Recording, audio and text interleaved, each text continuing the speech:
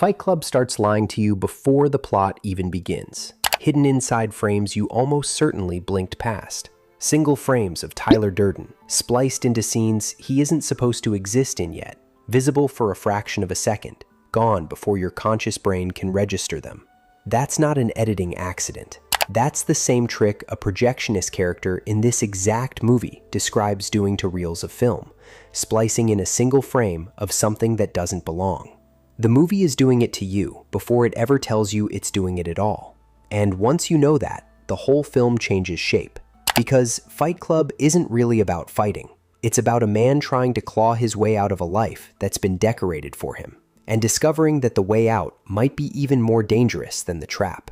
Today, I want to get into how Fincher builds that lie into literally every layer of the film, the visuals, the structure, the performances, and why a movie that flopped in theaters in 1999 became one of the most debated films of its era. On the surface, an unnamed narrator, numbed out by his condo and his catalog furniture, can't sleep, can't feel anything, until he meets Tyler Durden, a soap salesman with no rules and no fear. And together, they build an underground fight club that spirals into something much bigger and much more violent.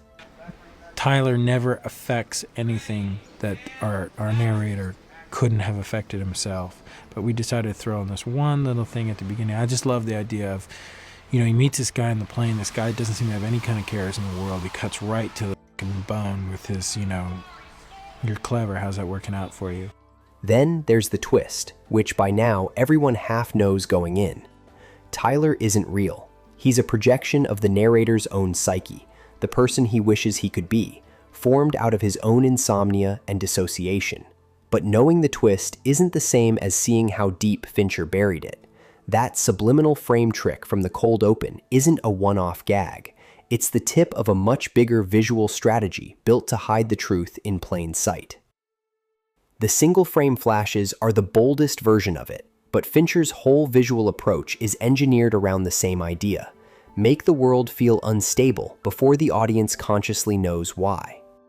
Look at the color and texture. Grimy greens, sickly yellows, a general sense of grease and rot clinging to everything, like the whole world has a low-grade infection.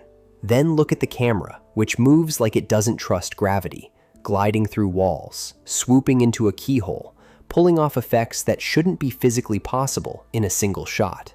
That unmoored camera isn't just a flex, it's the same lie as the hidden frames, just stretched across the whole runtime instead of a single flash. A mind that's no longer anchored to a stable version of events, rendered as a camera that isn't anchored to physical space. None of that trickery works, though, without a cast willing to sell a story that's lying to the audience the entire time. I didn't know who the makeup of this audience was going to be. I thought it was, these were going to be rabid cinephiles. And I think the median age of the audience was 73. Edward Norton wasn't the studio's first pick. The studio reportedly wanted a bigger commercial name for the narrator, and other big-name directors were approached before Fincher landed the job, including names like Danny Boyle. Fincher pushed for Norton off the back of his performance in The People vs. Larry Flynt, betting on an actor who could play hollowed-out everyman and unraveling psyche as the same person without tipping the audience off early. And the production leaned hard into physical transformation to sell the film's world. Meatloaf, playing Bob, wore a heavy fat suit built specifically to sag and jiggle in a way that read as tragic rather than comedic. The crew reportedly built two versions because they weren't sure how explicit the studio would let the effect get. Small detail, but it's exactly the kind of unglamorous bodily reality the whole film is obsessed with. Flesh, fat, scar tissue, blood.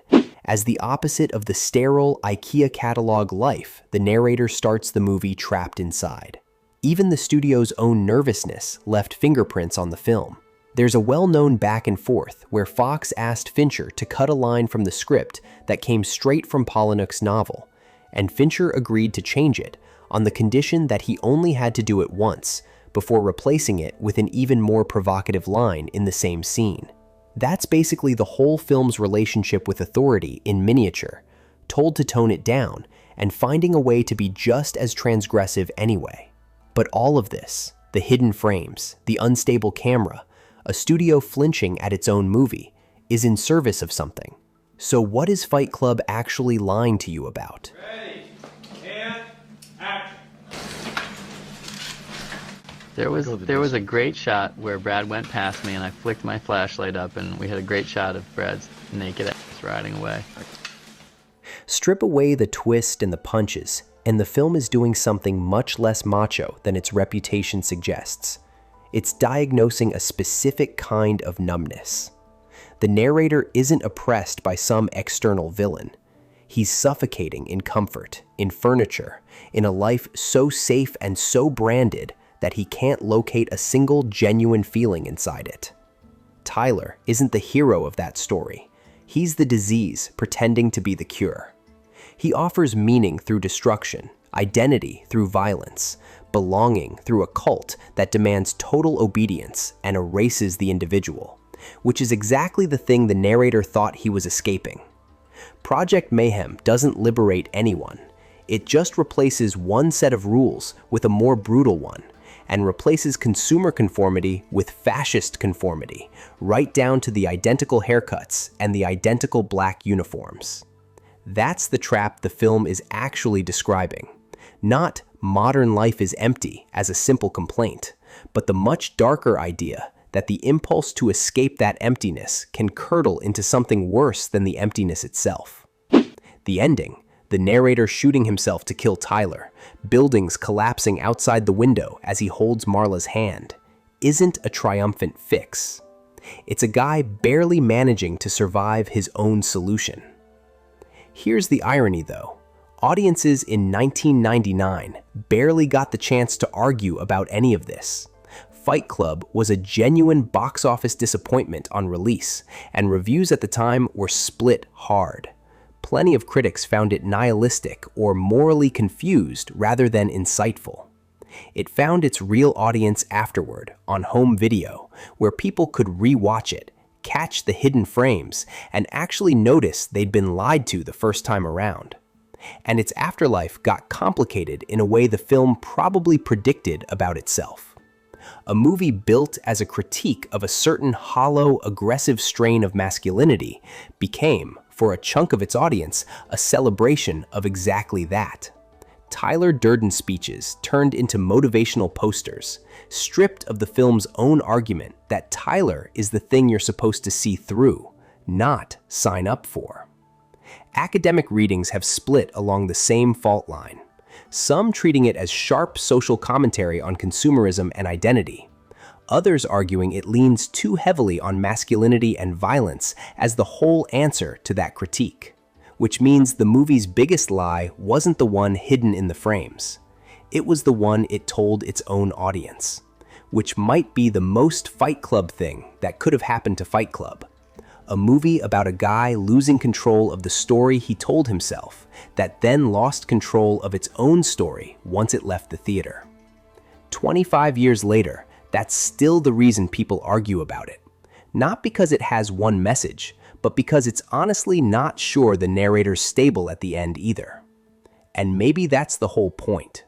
The credits roll before you find out if he actually got free, or just built himself a new cage with a better view.